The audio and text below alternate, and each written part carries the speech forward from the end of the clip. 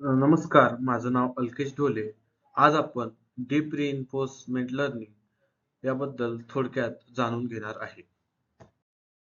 Deep reinforcement learning म्हणजे कृत्रिम बुद्धिमत्तेतील एक अत्यंत प्रभावशाली तंत्र आहे. पण प्रश्न असा येतो, की आपल्याला याची गरज का आहे? पारंपरिक एआय मॉडेल्स फक्त स्थिर डेटावरून शिकतात. पण जेव्हा सतत निर्णय घ्यावे लागतात, जसे की गेम खेळणे, रोबोट चालवणे किंवा स्वयंचलित गाडी चालवणे, तेव्हा ती मॉडेल्स अपयशी ठरतात. रिइन्फोर्समेंट लर्निंग हे प्रयत्न आणि चुका म्हणजेच ट्रायल अँड एरर या पद्धतीने एजंटला शिकवते. आता यामध्ये डीप लर्निंग जोडल्यामुळे एजंट मोठ्या गुंतागुंतीच्या डेटावर जसे की प्रतिमा, आवाज किंवा वातावरणातील बदल शिकू शकतो. थोडक्यात सांगायचं झालं तर डीप रिइन्फोर्समेंट लर्निंग हे मशीनला अनुभवावरून शिकवायला, बदलत्या परिस्थितीला जुळवून घ्यायला आणि स्वतःहून निर्णय घ्यायला सक्षम बनवतं. तर आपण बघूया डीप रिइन्फोर्समेंट लर्निंग म्हणजे काय? सो डीपली रिइन्फोर्समेंट लर्निंग म्हणजे रिइन्फोर्समेंट लर्निंग आणि डीप न्यूरल नेटवर्क यांचा एकत्रित वापर.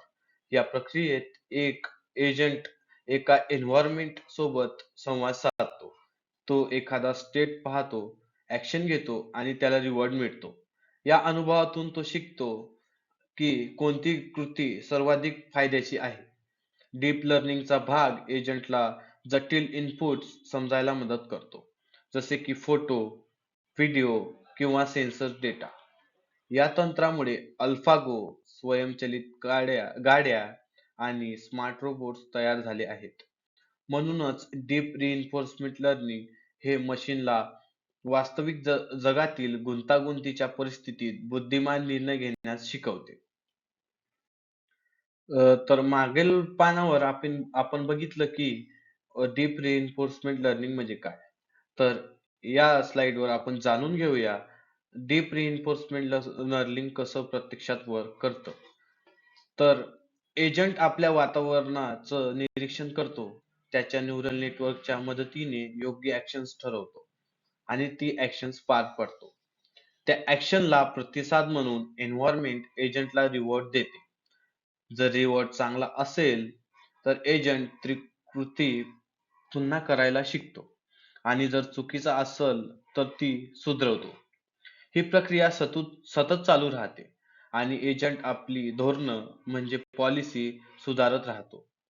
काही लोकप्रिय अल्गोरिदम्स म्हणजे DQN, deep Q network, PPO, proximal policy optimisation आणि ऍक्टर क्रिटिक मॉडेल्स.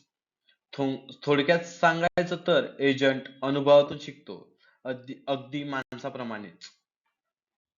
तर या स्लाइडमध्ये आपण जाणून घेऊया काही मर्यादा आणि आव्हाने जे की डीप रिइन्फोर्समेंट लर्निंग यावर येतात.